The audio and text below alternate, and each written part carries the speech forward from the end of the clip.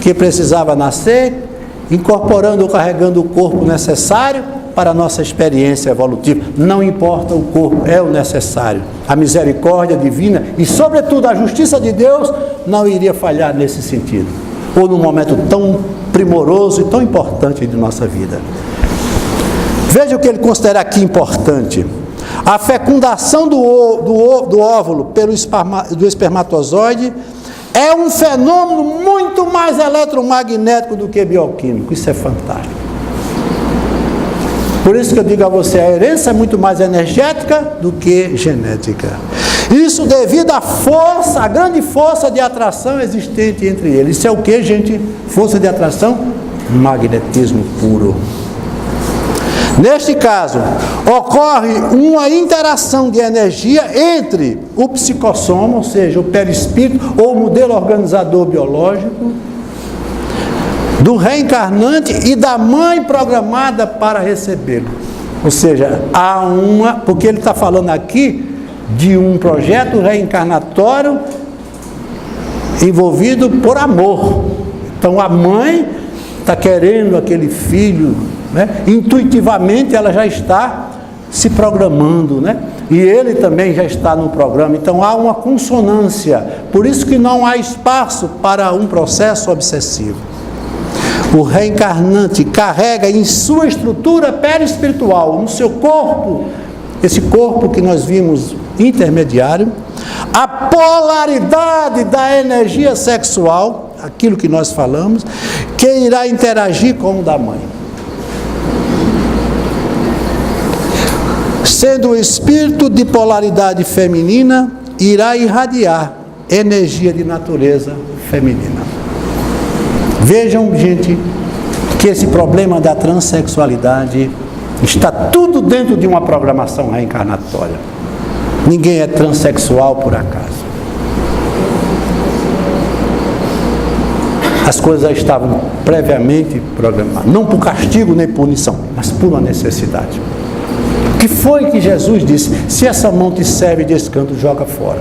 É uma das condições, ou seja, se determinados fatores na tua vida não pode mais e não tem mais condição de te ajudar no processo evolutivo, é melhor que tu não tenha. Um deles é a riqueza. Se um espírito precisa no processo reencarnatório trabalhar a humildade, ele sendo rico é difícil, porque é muito difícil a gente ser rico e humilde ao mesmo tempo.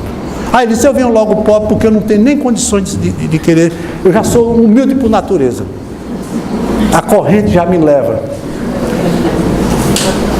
Quase todos os espíritos reencarnantes são portadores de doenças pré-existentes. Isso é fantástico, gente. É aquilo que eu disse. Por que é que eu estou voltando? E que doenças são essas? As mais diversas. Desde doenças que irão se instalar no corpo somático, as doenças orgânicas pré-existentes, como as doenças psíquicas. Essas doenças são para nos fazer mal, para nos fazer sofrer? Claro que não. São doenças necessárias. São instruções que a gente precisa entender no processo evolutivo. O espírito reencarnante, mesmo antes da fecundação, imprime na célula ovo da mãe toda a sua tendência sexual, que irá se espalhar por toda a organização feminina da mesa, ou seja, há uma simbiose, uma interação completa. Mas lembrando, ele não perde a sua individualidade. Ali é o quê? Uma interação, mas ele mantendo-se sempre na sua condição. Daí, os espermatozoides lançados nas vias femininas vão ser rastreados por esse campo de atração irradiativa. Vocês estão vendo agora que aqueles bilhões e bilhões de espermatozoides, aquele que foi escolhido ou aquele que se condicionou a ser o que vai processar, ele não está ali por acaso. Ele já estava programado. Como seria essa programação? Ele vai bater exatamente com a necessidade que aquele espírito precisa para formar o seu corpo biológico. Ele é quem vai fornecer a complementação daquele processo que está se formando. quais os espermatozoides que chegarão até o óvulo. Mais uma vez a gente precisa ver. A biologia responde, todo mundo sabe, aquela lei do mais forte, os mais aptos. Quem é o mais apto? Vocês viram que é uma loucura, gente. Bilhões, quem é o mais apto? Deus colocaria o processo da reencarnação de uma preciosidade tão grande que precisa imprimir a condição de um espírito que está precisando de um processo evolutivo na condição do mais apto. Bota para correr, quem chegar primeiro ganha. Não é assim, gente.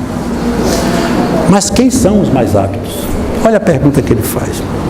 Através do processo genético, sabemos que existem duas famílias específicas de espermatozoides cujos cromossomos sexuais são diferentes.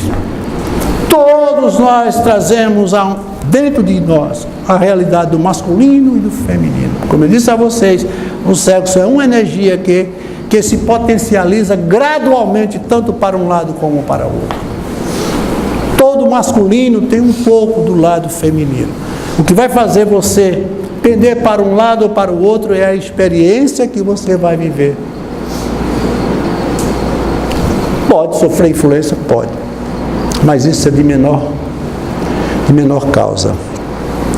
Cada célula dessas, tanto o espermatozoide como o óvulo, tem um número determinado de cromossomos correspondente à metade da espécie humana.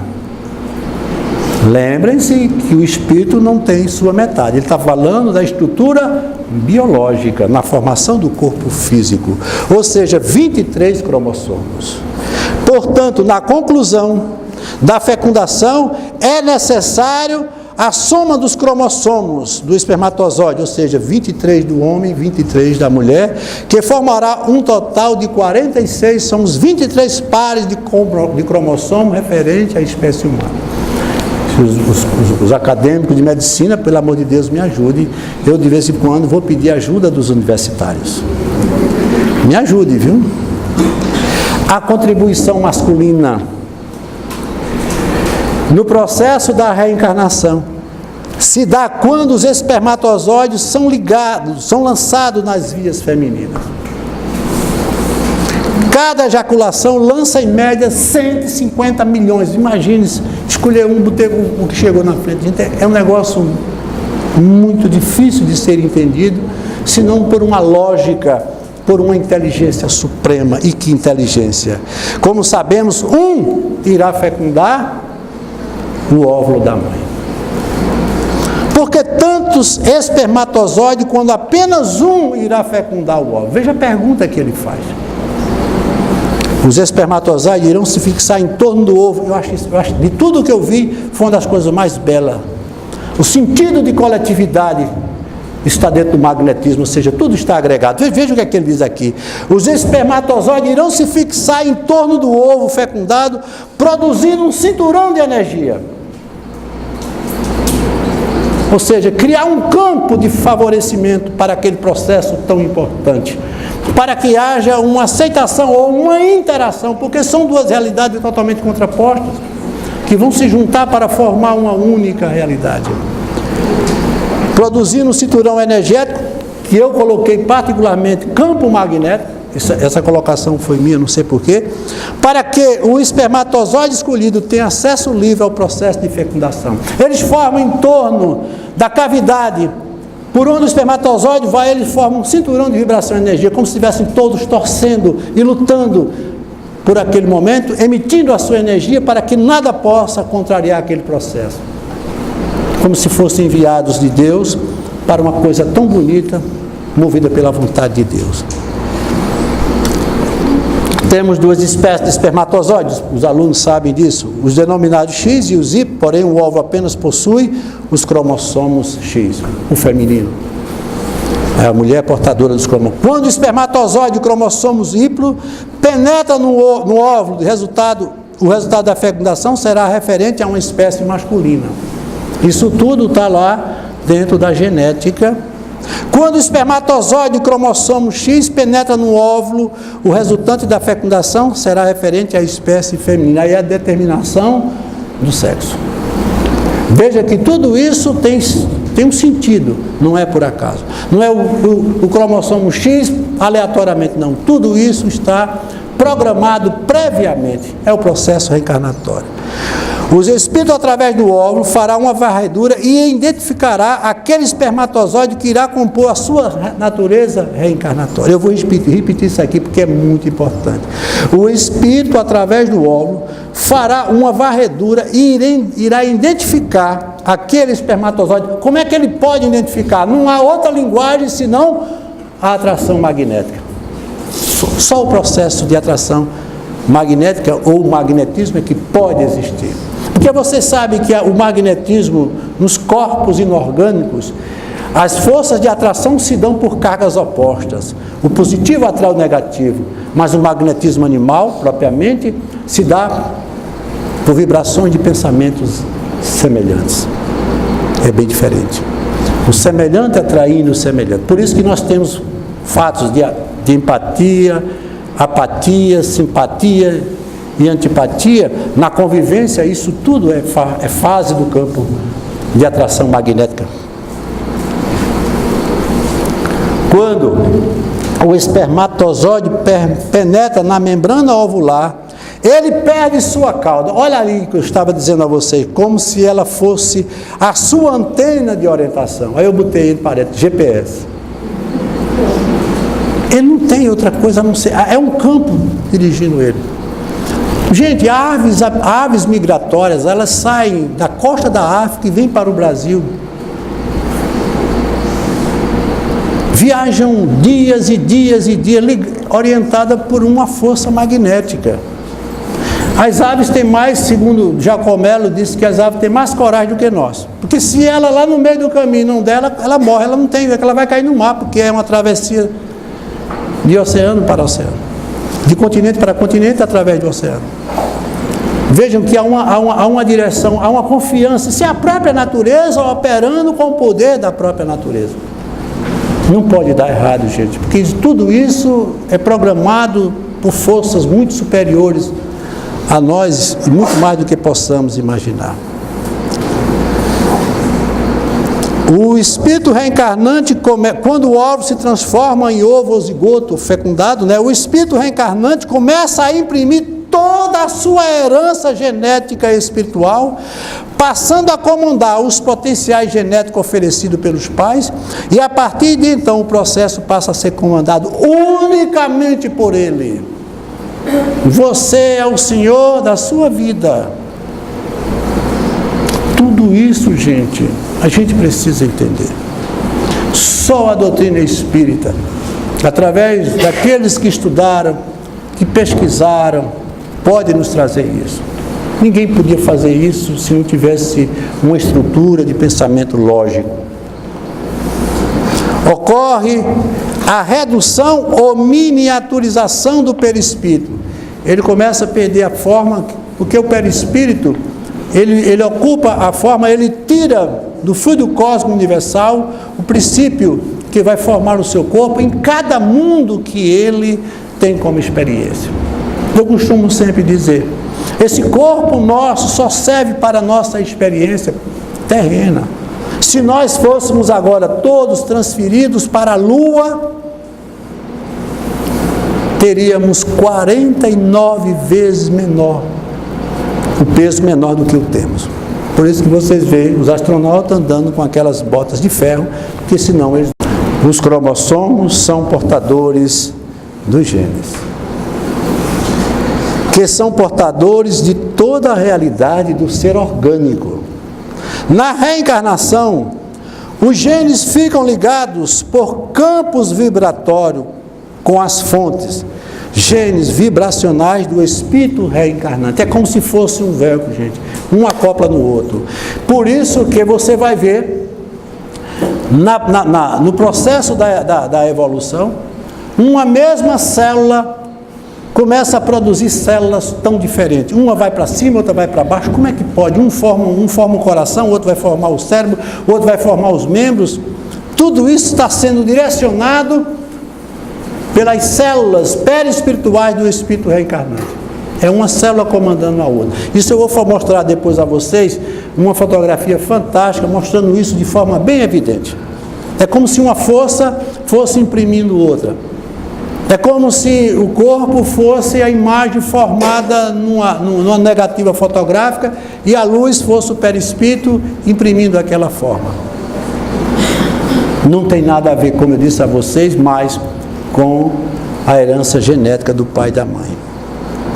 Quando se trata de um espírito pouco evoluído, o mesmo não toma conhecimento do processo reencarnatório, aquilo que eu disse. Ele não tem condições de elaborar o seu projeto futuro. É como se você perguntasse a um menino de 3 anos: meu filho, você quer ir para a escola? E ele não quer ir para a escola, ele não gosta de tomar banho, ele não gosta de comer verdura. Não... Então, é exatamente o espírito que não é evoluído. É preciso que uma condição outra, ou seja, um espírito ou um grupo de espíritos passe a comandar aquele processo.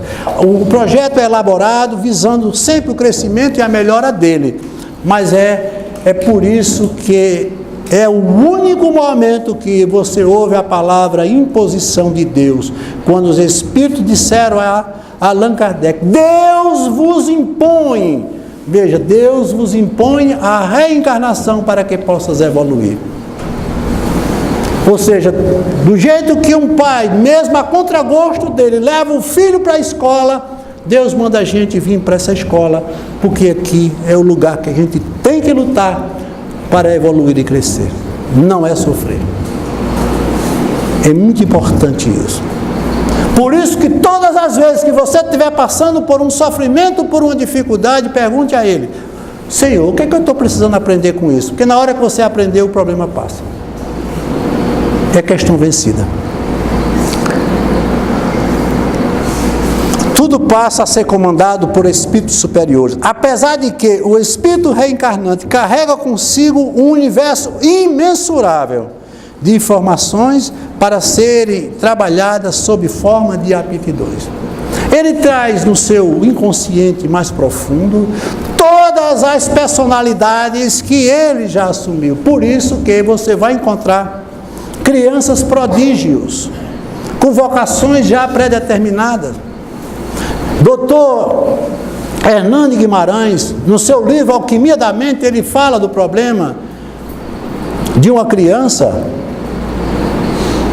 cuja mãe era pianista da Orquestra Sinfônica de Madrid, e ela ia fazer uma apresentação para o príncipe da França,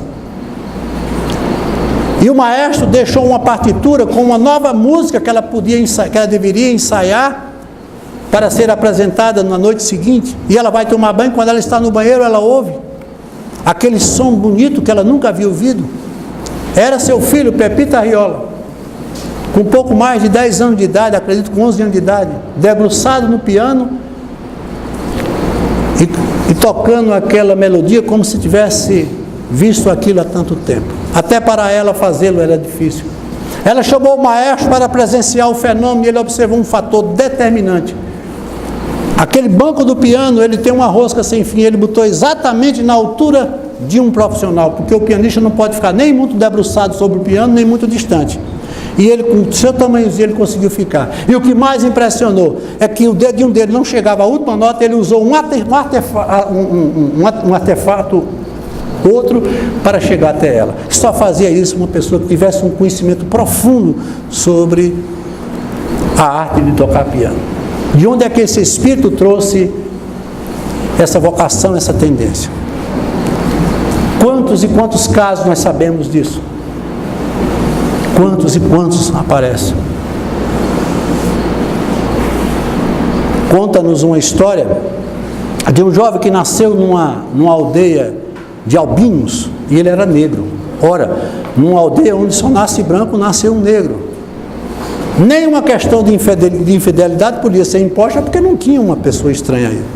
E ele não era negro, mas de uma cor turva, uma cor parda, muito escura. E essa criança se desenvolveu numa família com mais 6 irmãos, não falava. Era uma criança totalmente apática. Seu irmão veio estudar, havia vindo estudar em Paris, na Universidade da França, e ele era tradutor dos pergaminhos que trazia toda a história do povo egípcio. E uma das vezes em que esse irmão foi visitar a família, a mãe disse: leve seu irmão, Ele era professor e tradutor dessa universidade e levou o irmão passou a morar com ele. E numa das noites ele deixou aquele mundo de pergaminhos em cima de uma mesa e, para a surpresa dele, no dia seguinte, seu irmão havia com maior facilidade traduzido uma boa parte, chamada A Pedra Roseta, que era a história do povo egípcio. E foi esse jovem que fez toda a tradução para o francês de todos aqueles pergaminhos. Quando ele morreu, muito tempo depois vieram saber.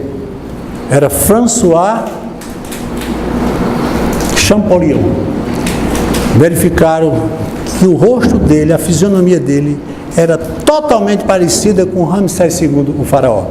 Supõe-se que tenha sido esse faraó que tenha reencarnado para vir com essa missão de transcrever e traduzir esses papiros, esses papéis. Isso não vem por acaso, gente. Isso tudo está no processo reencarnatório.